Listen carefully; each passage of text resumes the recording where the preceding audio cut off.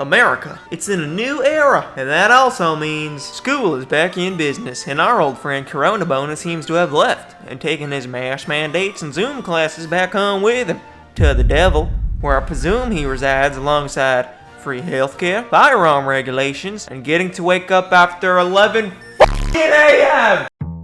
American schools have so much wrong with them, but I won't talk about the obvious ones. What I will mention is how underrated getting sleep is in school. If you guys didn't know, there's a reason American high schoolers have to wake up so early, and it's basically because the government doesn't want to pay for 3 buses. What I mean by this is they'll essentially force high school kids to wake their ass up before 7 a.m. so they can reuse that same bus later in the day to scoop middle school kids and then elementary school kids. First time I realized how big and bad of a problem this was when I decided to go to college in high school at the same time, and then I got to choose my class time. And you already know I chose those classes like 4 hours later than high school. When I finally got to sleeping in, on God, I'd wake up and have to pull apart my eyelids from how much crusty sleep sand was in my eye. You know how I knew I was getting some bomb ass sleep every night? I'd wake up and I'd have a new Google Maps Street View imprinted on my cheek every morning. Besides sleep, food in America has got to be some of the worst shit ever. As a matter of fact, shit ain't too far off from it. They probably contain the same amount of nutritional value too. The funniest part about American food is how proud Americans are of it. You know it's bad because I remember kids in high school walking around like zombies before lunch, sitting on the floor begging because no one would trade them a single raisin for their cardboard pizza, their bag of air, or even a styrofoam tray. Like, I remember these kids who packed their own lunch were treated like royalty, straight up giving off prison vibe with these social classes. I'm not even capping when I say this next part. I noticed this really early on, probably in my sophomore year. So every single lunch, I'd walk around with my friends and I'd give away half my lunch to people who weren't eating food that day. And I'm not even joking. Some of these kids are actually starving. I vividly remember this one kid. I gave him a peach. He was so hyped to receive a peach. And then he explained how he was getting sick of the orange fruit cups at lunch and told me that they were disgusting. And I didn't believe him until he handed it to me. And I cracked that bit open and oh my God! That bit smelled like tuna. And I don't even know how it's possible for a fruit to smell like a fish. And the worst part, we live in Florida. How the fuck do we not have fresh oranges at lunch? You guys don't understand. Florida has a monopoly in the orange business. I had to Google this shit. You see this shit? I have 100% confidence that if you walked into any supermarket in Paris or London and you went to the produce section and you went to find orange juice, I bet it would say Florida on it. So the fact that we still had shitty oranges at lunch blew my fucking mind.